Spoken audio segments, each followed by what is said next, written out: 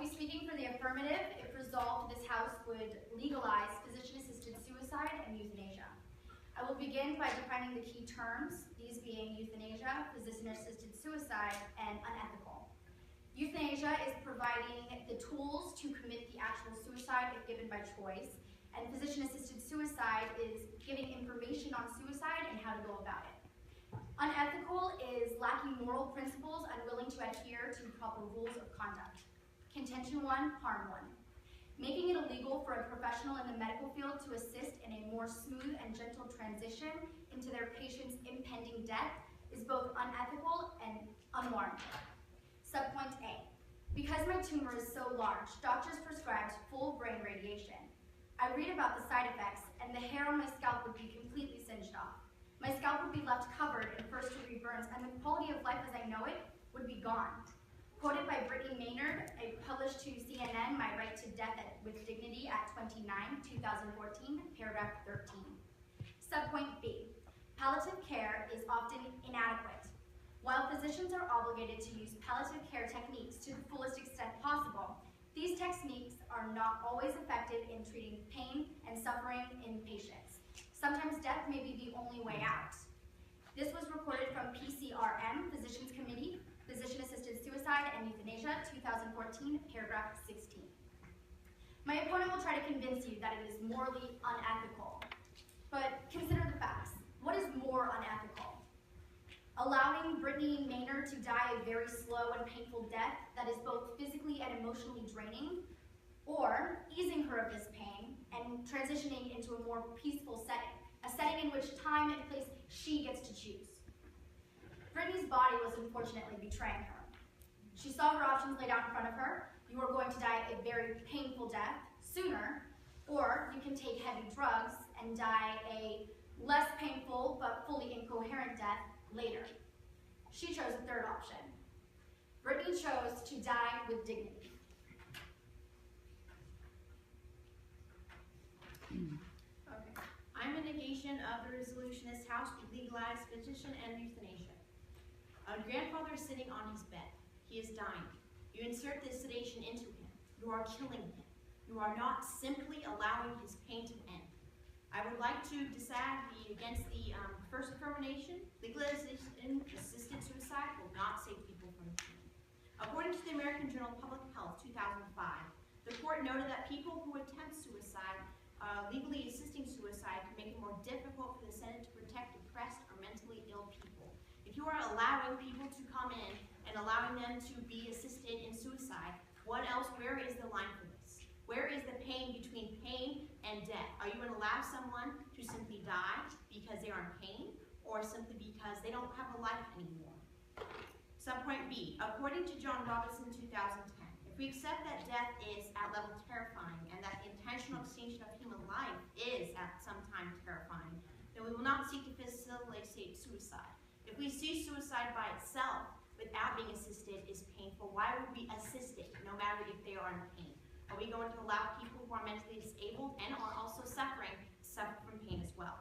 Subpoint D, the implausible effort to draw a completely bright line between continuous to terminal sedation and euthanasia makes the practice of terminal sedation more dangerous. We are allowing people to be killed. We are allowing them to die because they are in pain. But would you allow that to become physical and mental at the same time? Where do you draw the line with this? Where is the line drawn? If the right of dying is terminally ill, where is the right to life itself? We are all technically terminally ill. We are all technically dying by ourselves.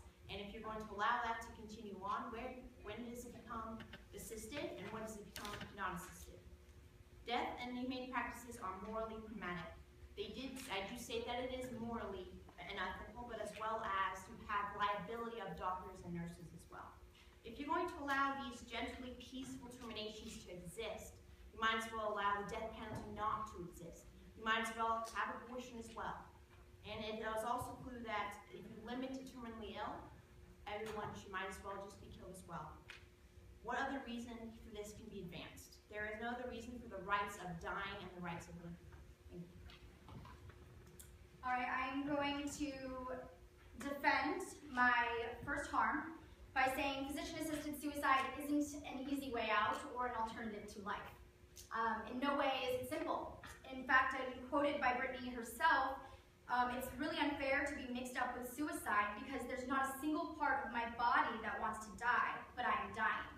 She quoted this on CNN, 2014, My Right to Death with Dignity at 29, paragraph 4. Also, physician-assisted suicide isn't about a physician killing someone. It's not about if you should die or should not.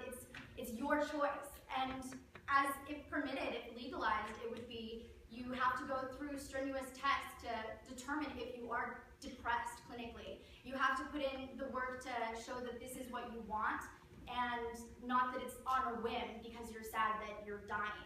It is for terminally ill patients. It's for people who have 6 months less or less to live. It's not for someone who's 13 and hormonal and upset that their mom didn't let them go out past midnight. It's for people who have no other choice, or so they see. They see a life full of torture from their sickness. They feel that there's no other option, and they're just going to be a bigger burden upon their families. As far as everyone should die, and it's no different than abortion, I just see that as a slippery slope fallacy. So I'm just going to end that here. It's not the end of choice. It's not the end of your choice. It is making that last choice that you make count. I'm going to attack another one of her additions, the right to death. You also are allowing the right to kill. Doctors are technically allowing a person to be killed as well. You said that people can take tests mentally, decide if they can or not be killed, as well as some tests. What if people are unconscious? Will you determine that yes, this person has no other right to live? You can add their lives as well.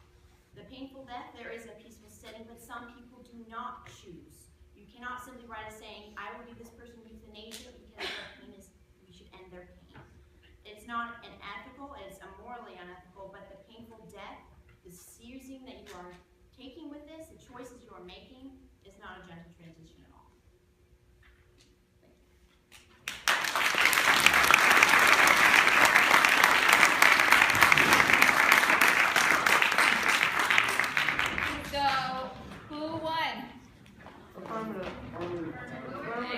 Affirmative. You would know better who to choose if you took my class.